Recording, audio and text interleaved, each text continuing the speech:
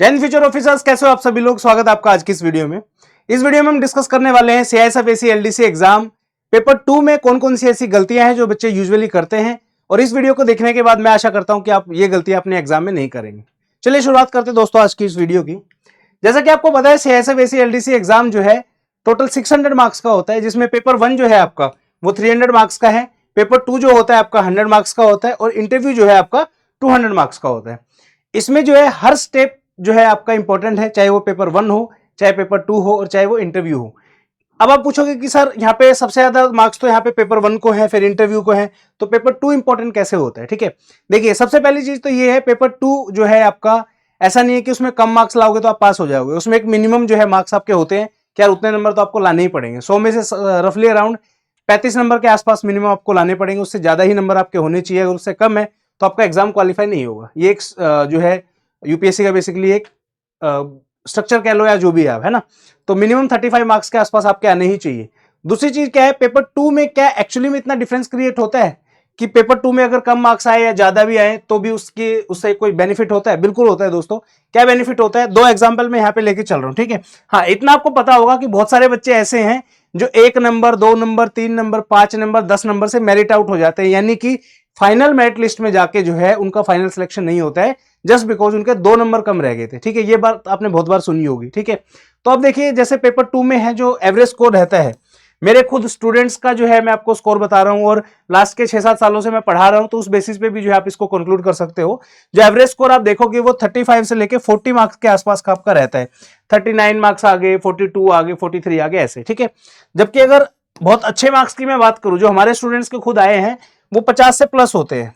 ठीक है, 50 plus marks जो है आपको यहाँ पे बहुत अच्छा स्कोर माना जाता है।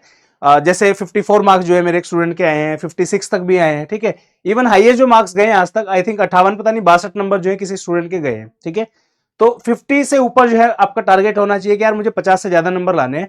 अब आप पूछोगे कि सर इसके बेनिफिट क्या है। ठीक है, अब दो केसेस आप मान के चलिए, सेम स्टूडेंट है, पेपर 1 में जो है मान के चलो उसके ज्यादा नहीं 220 नंबर आते हैं। ठीक है, पेपर 2 में एक ऑप्शन उसके पास ये है कि 40 नंबर आ रहे हैं, दूसरा ऑप्शन ये है कि 52 नंबर आ रहे हैं।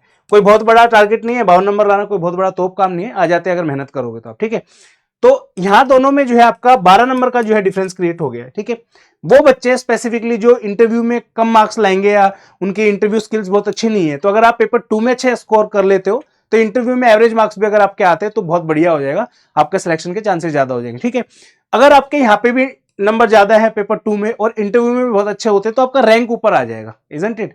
लेकिन आप सोच के चलिए, पेपर 2 में आपका एवरेज स्कोर आता है, बिलो एवरेज स्कोर आता है, और इंटरव्यू में कहीं पे भी 1 या 2 नंबर ऊपर नीचे हुआ तो आप मेरिट आउट हो जाओगे। ठीक है, तो इसलिए मैं कह रहा हूं कि पेपर 2 इंपॉर्टेंट है, प्लीज इसको हल्के में ना लीजिए, अच्छे तरीके से जो आपको इसमें मेहनत करनी है। ठीक है, चलिए आगे बढ़ते हैं। तो इंपॉर्टेंस मैंने आपको बता दी पेपर 2 की, कि पेपर 2 जो है अगर आप उसके पेपर 2 में मार्क्स अच्छे आते हैं तो आपको मेरिट में हेल्प करेगा, फाइनल मेरिट लिस्ट में आने में। और अगर आपके पेपर 1 में भी मार्क्स अच्छे हैं, 2 में भी अच्छे, और इंटरव्यू में भी ठीक ठाक मार्क्स आ जाते हैं तो आपके रैंकिंग में बहुत हेल्प करेगा। ठीक है, आप खुद सोचो, मान लो 30 वैकेंसीज है, 31 वैकेंसी है, एक तो रैंक आपका है फर्स्ट रैंक से 10 रैंक के बीच में, एक रैंक बिल्कुल 31 आ रहा है। ऑल्दो मेरिट लिस्ट में आना बहुत बड़ी बात है, वही सबसे बड़ी सक्सेस है, बट स्टिल एक अच्छा रैंक आप लेके आते हो तो और थोड़ा सा आपको अच्छा लगेगा, राइट। तो वो चीज है, पेपर 2 जो है इसलिए इंपॉर्टेंट है। अब बात करते हैं कि कौन कौन से ऐसे मिस्टेक्स हैं जो एस्पिरेंट्स करते हैं जो आपको नहीं करनी है। ठीक है, सबसे बड़ी जो मिस्टेक होती है बच्चों से वो होती है not choosing the right medium. ठीक है, अब देखिए आपको पता होगा कि सीआईएसएफ एसी एलडीसी एग्जाम जब आप फॉर्म भरते हो तो आपके पास 2 ऑप्शन यूपीएससी देता है कि भाई आपको मीडियम कौन सा चूज करना है। ठीक है, मीडियम यहाँ पे जो है 3 क्वेश्चन आपके आते हैं, बाय द वे पहले वो बता देता हूं आपको। पहला जो क्वेश्चन होगा आपका 100 नंबर में से आपका एसे होगा, दूसरा क्वेश्चन आपका होता है प्रेसी राइटिंग। ठीक है, तीसरा जो क्वेश्चन होता है आपका कॉम्प्रीहेंशन या पैसेज बोल लो,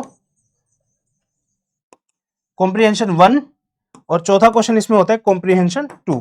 ठीक है, ऐसे जो होगा आपका वो 40 मार्क्स का होगा, प्रेसेज जो होगा आपका 20 मार्क्स, कॉम्प्रीहेंशन 1 20 मार्क्स, और कॉम्प्रीहेंशन 2 आपका 20 मार्क्स। तो ये टोटल जो है आपका 100 मार्क्स का होता है। 40 20 20 और 20, 60 ये हो गए, 40 ये हो गए। ठीक है, अब यहाँ पे यूपीएससी क्या बोलता है, ऐसे जो है आप वो हिंदी में लिख सकते हो। क्या कर सकते हो, ऐसे को जो है आप वो हिंदी मीडियम में लिख सकते हो। तो यहाँ पे जो है मीडियम चूज करने की बात आती है। बहुत सारे बच्चे ऐसे होते हैं जो हिंदी मीडियम से पढ़े होते हैं, बहुत सारे बच्चे ऐसे होते हैं जिनकी इंग्लिश बहुत ज्यादा अच्छी नहीं है। ठीक है, यानी कि वो अपने आप को एक्सप्रेस जो है हिंदी में बहुत अच्छे से नहीं कर पाते हैं, सॉरी इंग्लिश में नहीं कर पाते हैं, तो उन लोगों के लिए जो है हिंदी मीडियम है। अब बात आती है कि क्या मैं हिंदी मीडियम चूज करना चाहिए मुझे या इंग्लिश मीडियम चूज करना चाहिए। सिंपल सा फंडा है, कोई भी टॉपिक आपको दें, रैंडमली कोई भी टॉपिक दे, अगर आप उसके ऊपर सोच के इंस्टेंटली लिख सकते हो इंग्लिश में, तो आप इंग्लिश मीडियम चूज करिए। अगर आपको लगता है कि मुझे पहले सोचना पड़ेगा फिर हिंदी में कन्वर्ट करना पड़ेगा, तो आपका टाइम वेस्ट होगा। प्लीज गो विद हिंदी, क्योंकि हिंदी में आप बहुत बेहतर तरीके से जो है अपने एसे या कंटेंट को लिख सकते हो दोस्तों यहाँ पे, ठीक है। तो सबसे बड़ी जो गलती करते हैं बच्चे वो करते हैं कि सही से मीडियम चूज नहीं करते हैं।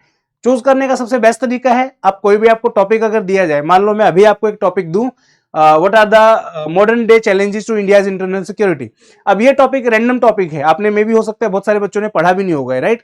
इस टॉपिक के ऊपर अगर आप अभी ऑन द स्पॉट में आपको कहूं कि 500 वर्ड का आपको ऐसे लिखना है, अगर आप तुरंत जो है इंग्लिश में डायरेक्टली लिख सकते हो तो गो विद इंग्लिश मीडियम।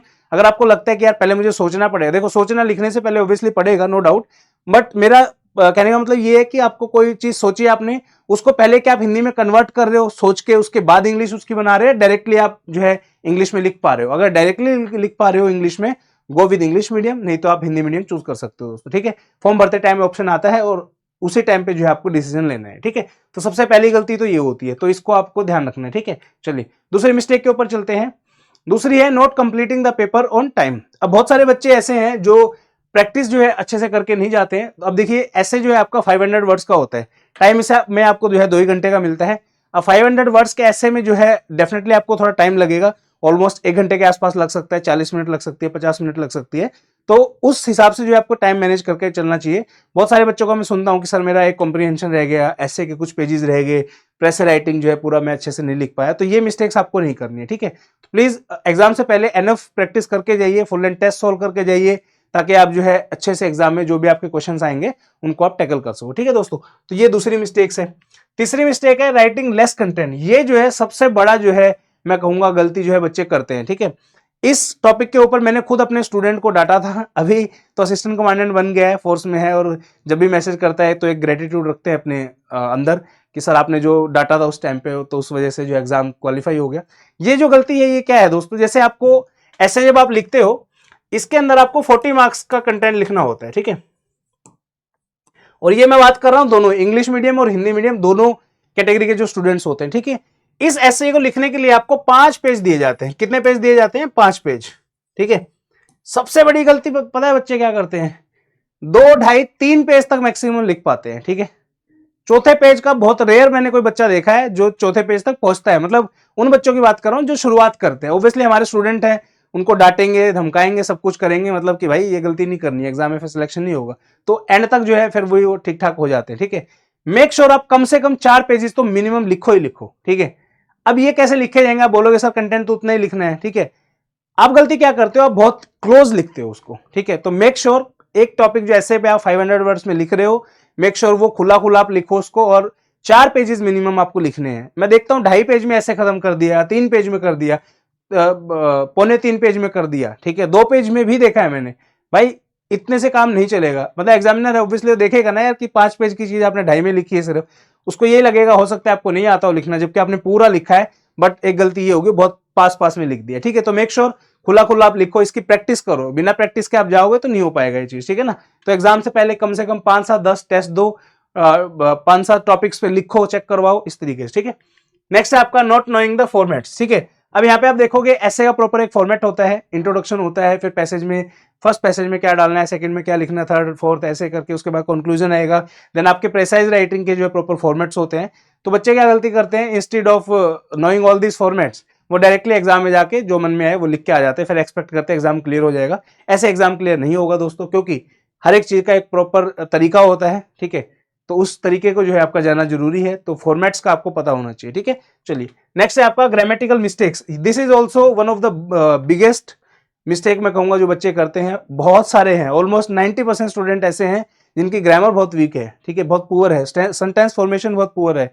जैसे फॉर एग्जांपल 2 वर्ड्स है, मान लो कि my name is Parveen and I am from this, तो ये क्या करेंगे, एंड, यहाँ पे एंड आएगा, यहाँ पे एक सेंटेंस है आपका, यहाँ पे एक सेंटेंस है, एंड से पहले कोई डॉट लगा रहा है रैंडमली, जहां पे मन किया वहां डॉट लगा दिया, कोई भी कैपिटल वर्ड कर दिया, कोई स्मॉल कर दिया, ठीक है। उसके बाद पंचुएशन अच्छे से नहीं कर रहे हैं, तो ये मिस्टेक बहुत ज्यादा होती है। तो मेक श्योर आपको करना है ग्रामेटिकल मिस्टेक्स जो है आपके एग्जाम में वो ना हो, तो उस वजह से जो है आपका एग्जाम में कम मार्क्स आपको मिलेंगे। मान लो अच्छे से आपने लिखा है, आपकी ग्रामर बहुत प्यारी है, आपकी राइटिंग बहुत अच्छी है, आपने 4-5 पेजेस लिखे हैं, तो 40 में से जहाँ पे आपको 25 नंबर मिल सकते हैं, ग्रामेटिकल एरर्स के साथ आप घट के वो सीधा 10-12 नंबर पे आ जाओगे।